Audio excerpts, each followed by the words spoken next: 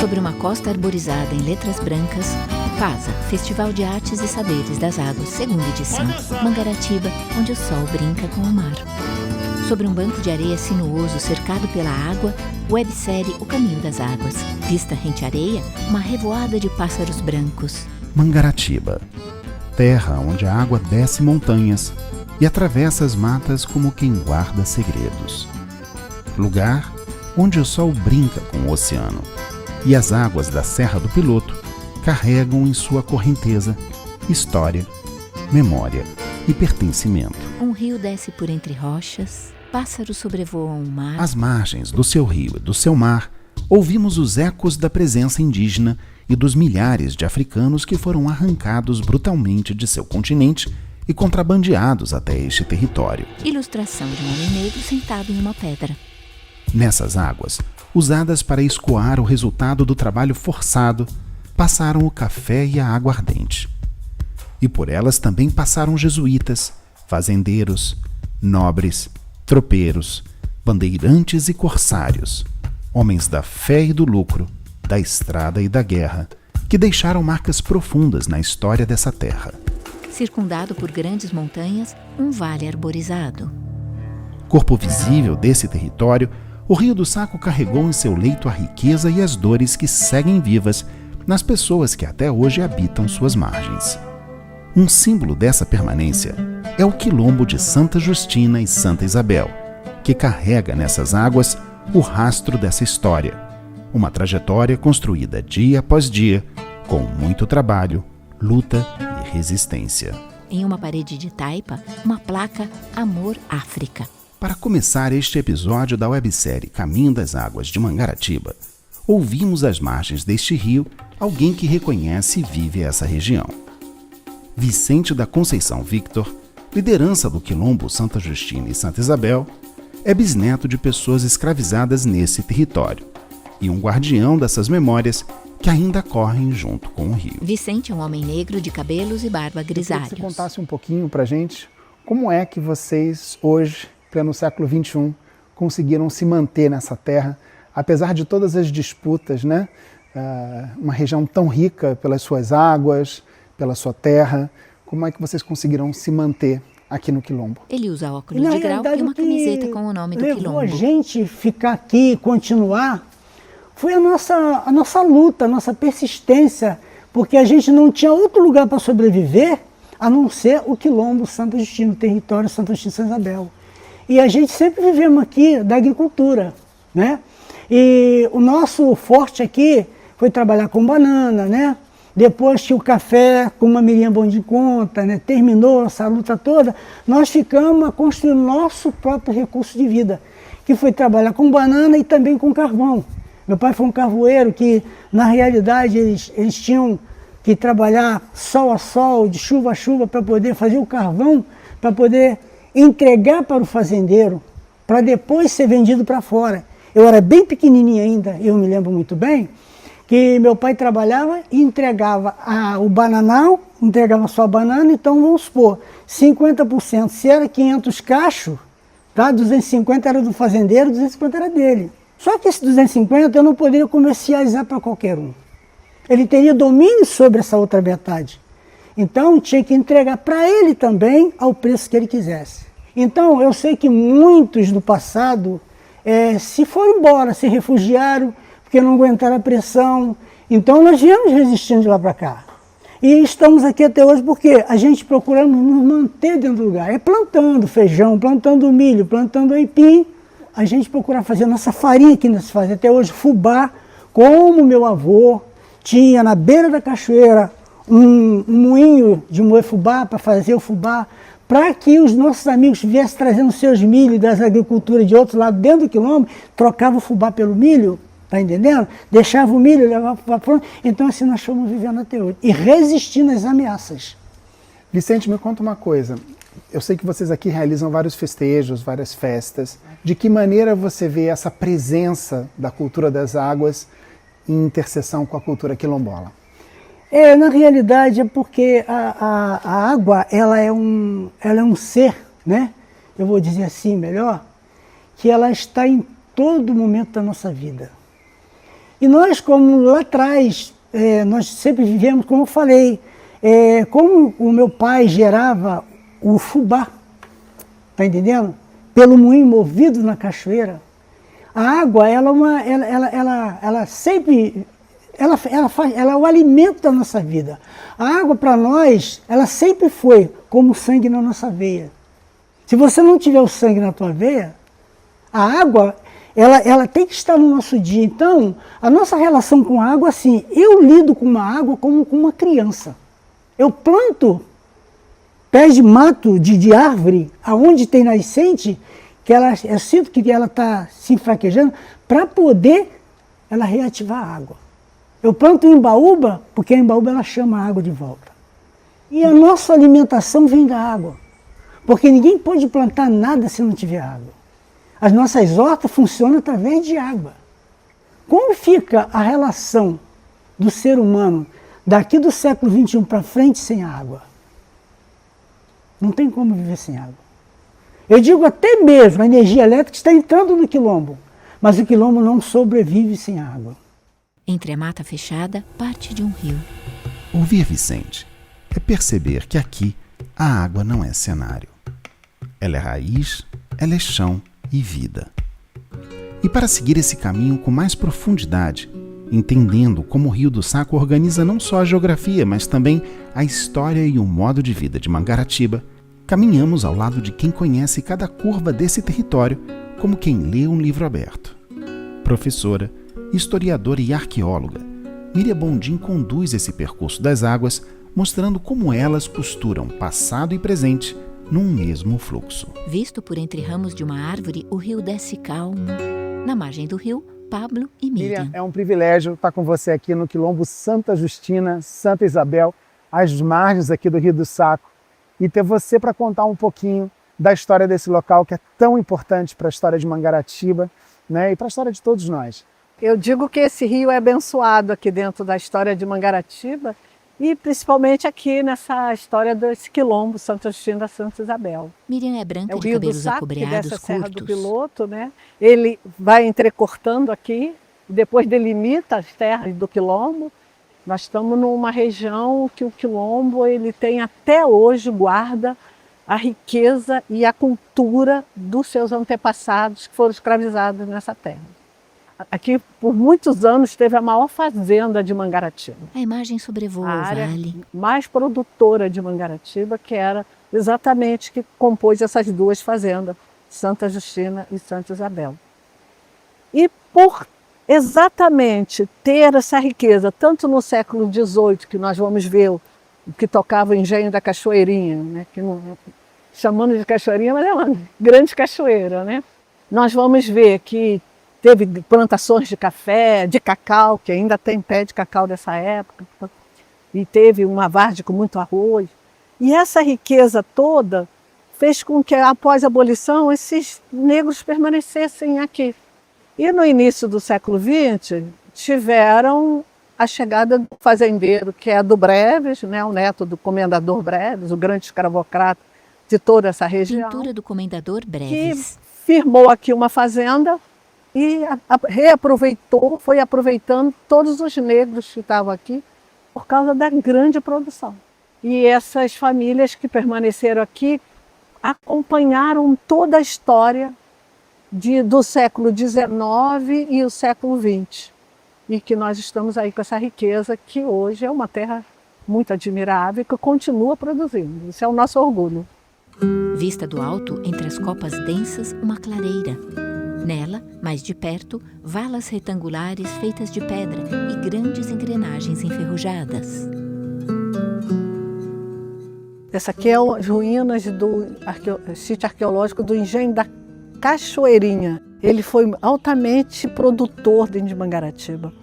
E ele produziu muito aguardente num período que o porto até faliu. E foi sustentado pela aguardente. E eram estruturas enormes, que elas eram até assobradadas, né? Essas estruturas, tem um muro muito grande para lá. Nós vemos o potencial desse engenho. E sabemos também que era um quantitativo enorme de escravizados que trabalhavam aqui. Em vista aérea, a imagem se afasta do engenho. Se a água sustenta o trabalho, os engenhos, as travessias e a resistência, ela também sustenta aquilo que não se mede, sua presença e influência na forma como vemos, sentimos e vivemos o mundo. Isso se dá, por exemplo, quando a vivência com as águas vira dança e o território aquático se torna canção. Vistas pelo reflexo difuso da água, duas pessoas. Foi às margens do Rio do Saco que encontramos Marina Barros, dançarina que faz do movimento uma forma de escuta. Uma dança que não se impõe à paisagem, mas nasce dela, como se o corpo aprendesse com a água o seu próprio ritmo, avançar, recuar, contornar e insistir. Vistos de cima, na beira do mar, Marina e um homem que toca berimbau. De que forma você sente que as águas inspiram o teu fazer artístico, o seu trabalho na dança? Inspira. Marina é uma mulher negra de cabelos ondulados longos. Convidada, às vezes vem por intuição, vamos montar um trabalho com todos saindo da água, ou com todos mergulhando, já aconteceu. O trabalho artístico ele vai fluindo, quando especificamente dentro da água, a gente procura trabalhar de uma forma mais técnica, mas quando ele flui, como fluiu hoje, é intuição mesmo, é vibração, é sentir que você está ali, está acordada e está sendo protegida. E dentro do candomblé, como é essa relação que você vê das entidades que representam as águas? Força, resistência, revitalização, nascimento. Tem situações que a gente não consegue nem explicar, até porque eu estou iniciando, né? Eu não tenho Ela usa brincos de argola com conchas e búzios. Explicações para fundamento, sabe? Não tenho. Porque eu estou ainda no processo de aprendizagem, mas é como a gente sente.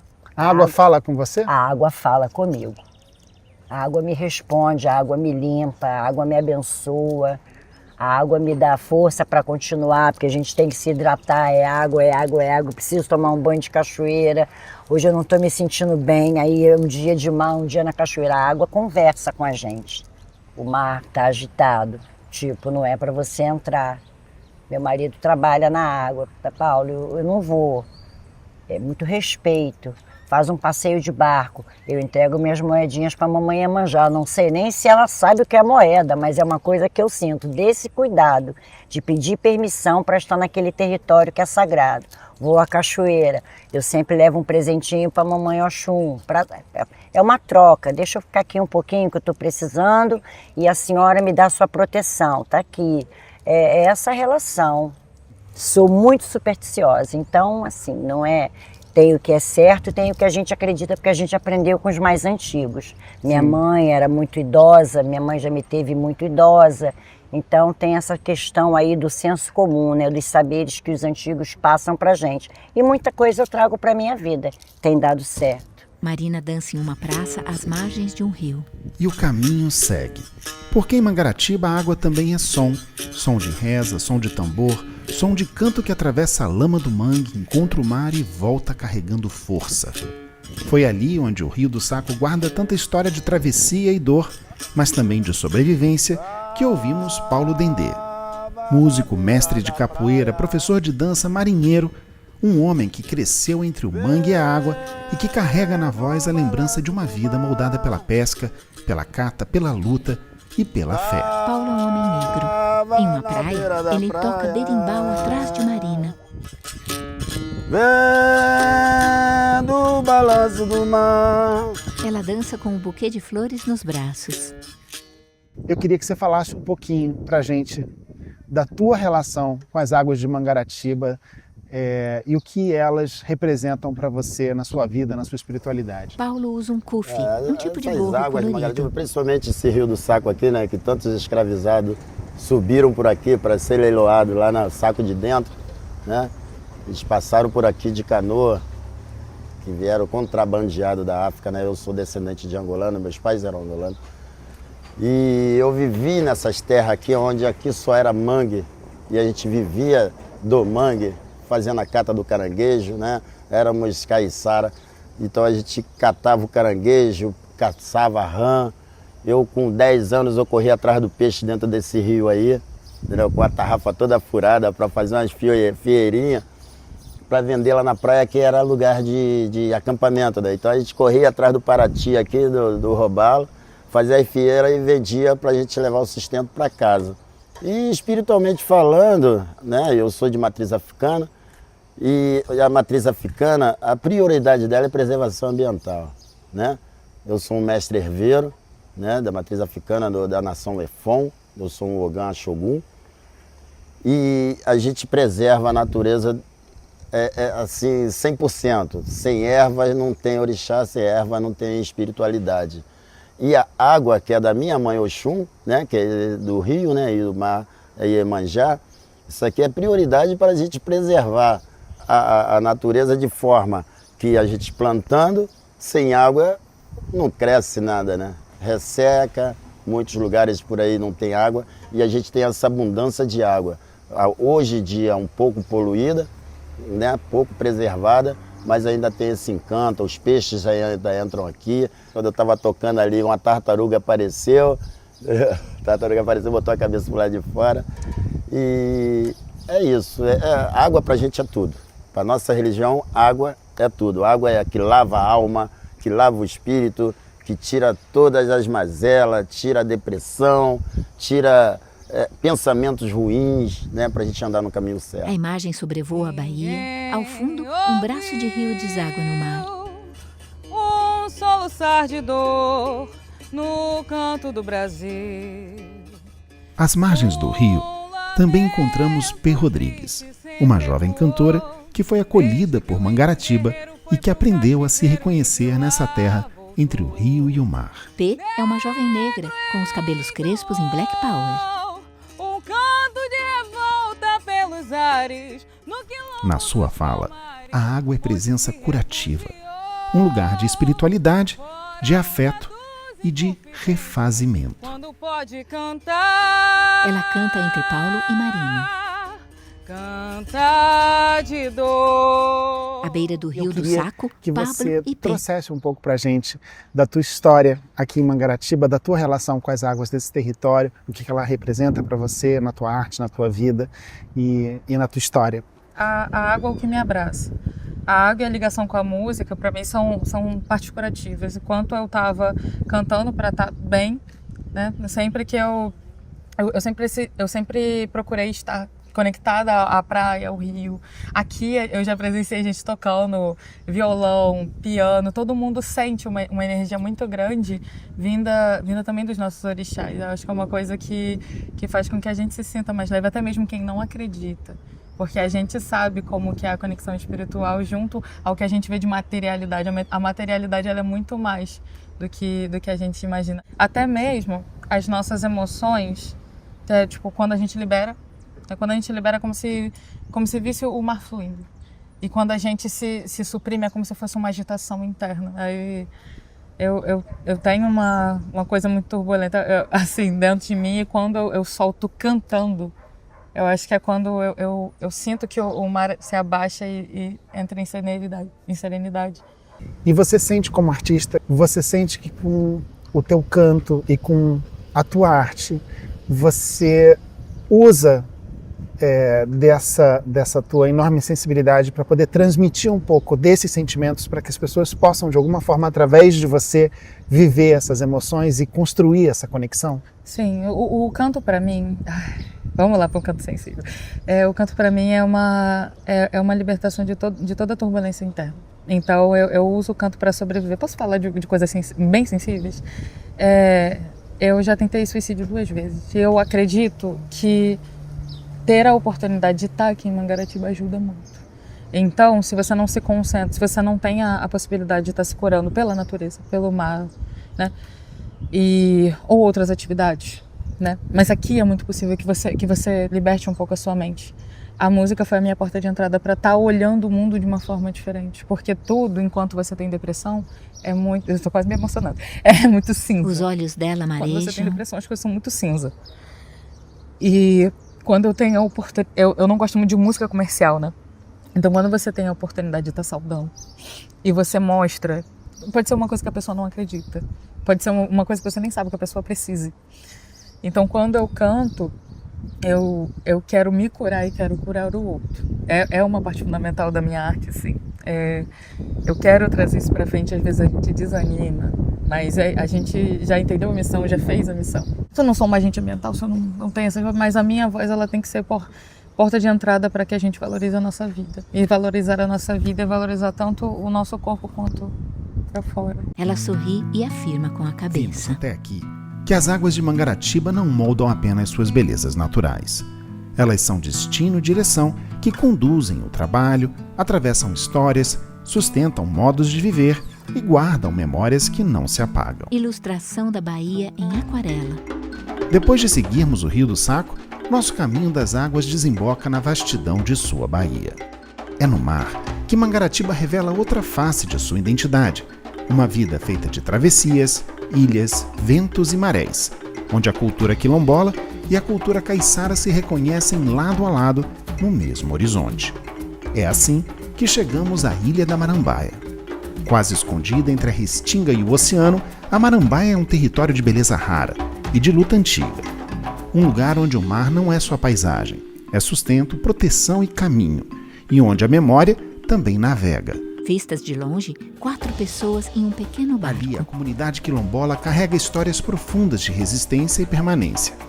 Hoje, cercada por restrições de acesso, a Marambaia segue viva, levando para o mundo seus saberes, em suas rodas, em seus cantos e no pulsar forte dos tambores.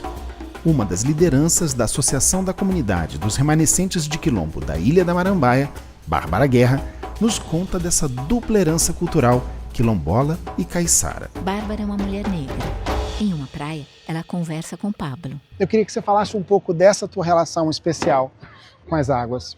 Sou nascida e criada no quilombo da Ilha da Marambaia e sou quilombola e caiçara, então minha relação com a água é muito forte, né? Porque assim, a pesca nos traz o alimento e as águas dos morros, das cachoeiras, dos lagos, enfim, né, dos riachos que tem na comunidade, nos traz o frescor, nos traz o alimento, né, também, nos traz a espiritualidade junto, né, o sagrado, né, como fazer o alimento, tudo isso. Então, a minha relação com a água é muito forte. Ela usa brincos e colar de a maioria conchas. da minha comunidade ainda, o sustento ainda vem da pesca, o alimento ainda vem da pesca, sabe?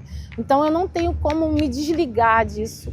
Eu não tenho como não respeitar isso, eu não tenho como não viver disso, né?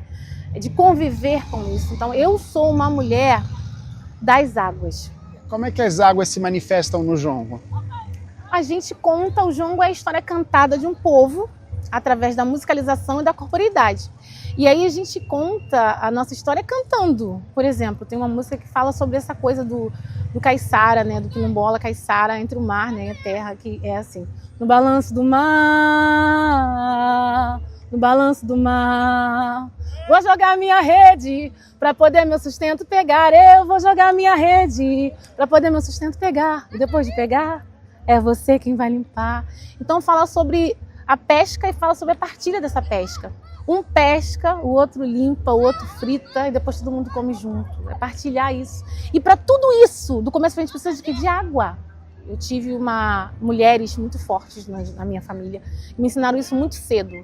E eu ensino para minha filha, para minha neta, que cantou uma musiquinha, ela estava na cachoeira quando minha mãe me chamou. Menina, toma cuidado, olha o que o seu pai falou. Menina, toma cuidado, olha o que o seu pai falou. Eu estava na cachoeira. E aí, com esse ponto de jongo, eu ensino a minha neta como respeitar as águas da cachoeira também. É o que ela bebe. Em uma praça, uma roda de dança. Bárbara Guerra participou de diversas atividades no FASA. Ofereceu uma oficina de jongo, nos contou sobre a força de sua ancestralidade no FASA Reflexões e se apresentou no FASA da Casa, com o grupo Filhos da Marambaia.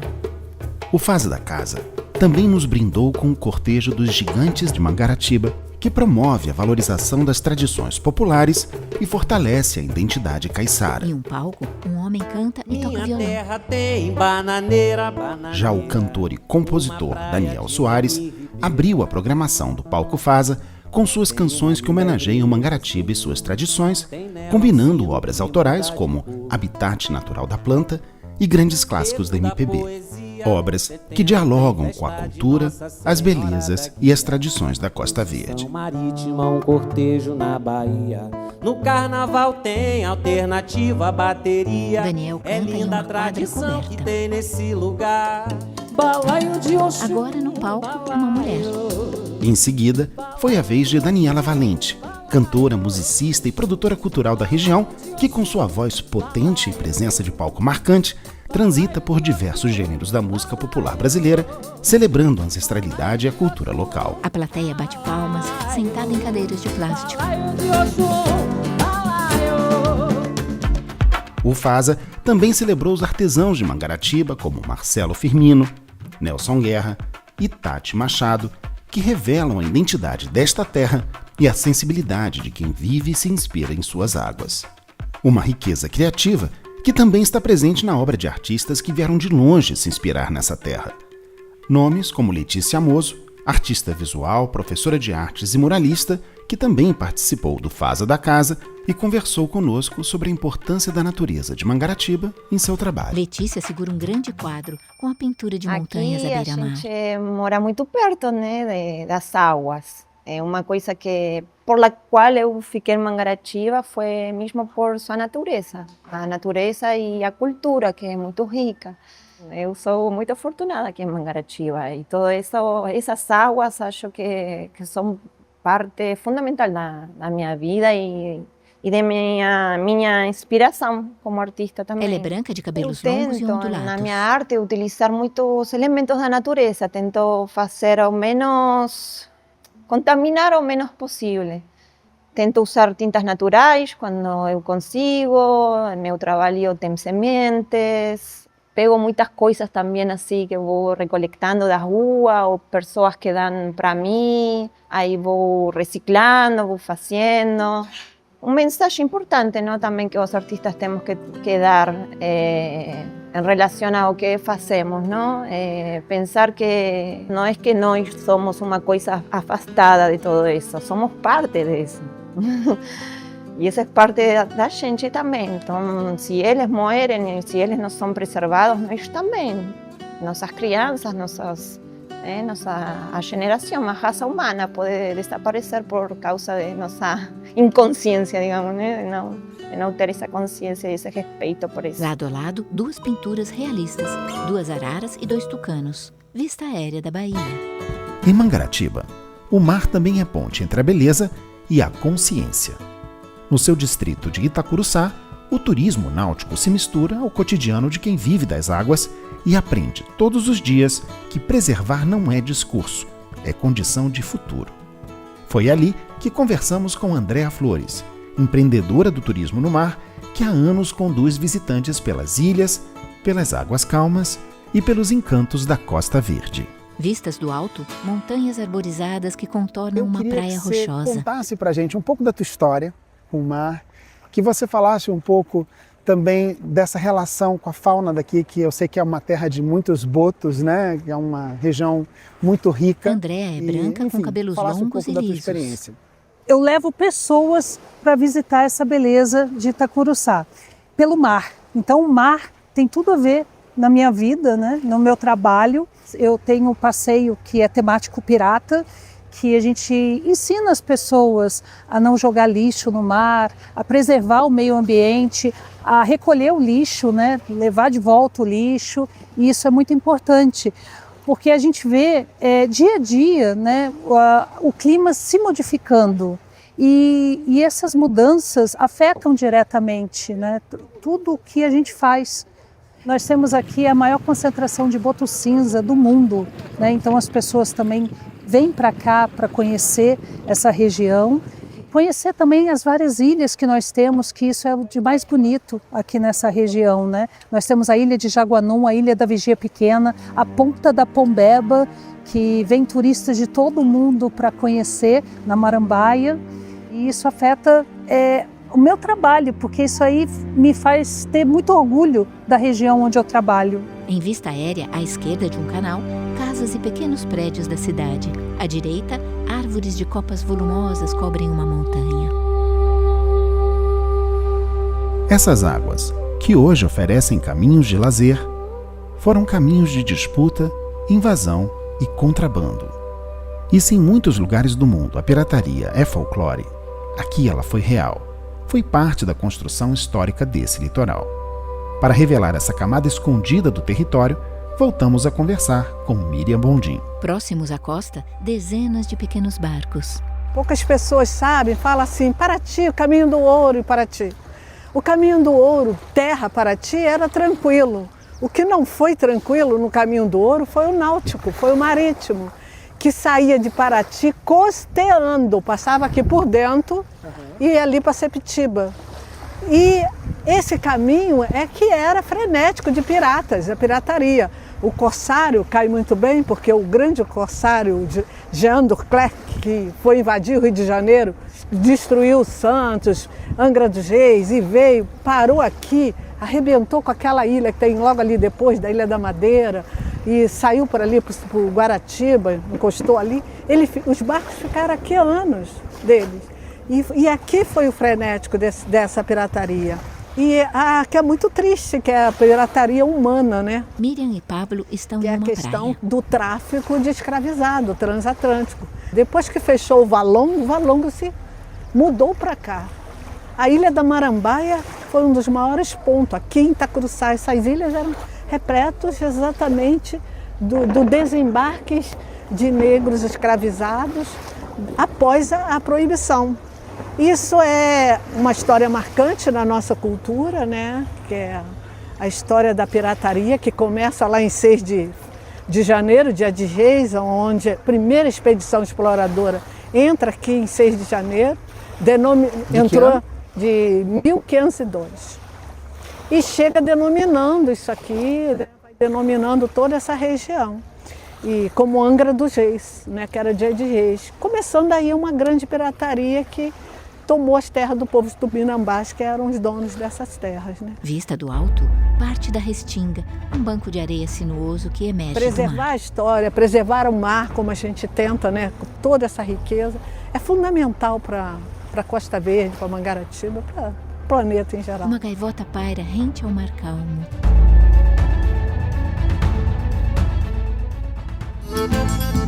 As águas de Mangaratiba guardam o que foi vivido, atravessando o tempo, seguindo o fluxo e a correnteza da história.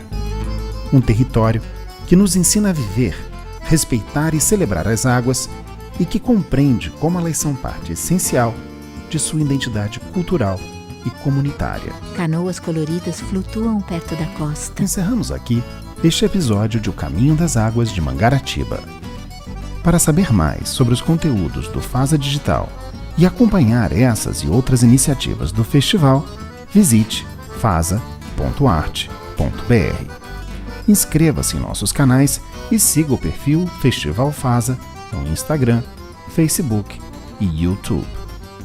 Faza, onde cultura e pensamentos fluem, conectando você com esse elemento que nos inspira e nos faz viver. Manchas azuis cobrem a imagem. Sobre fundo branco, os logos. Lei Rouanet, patrocínio, apoio institucional, endosso, produção e realização.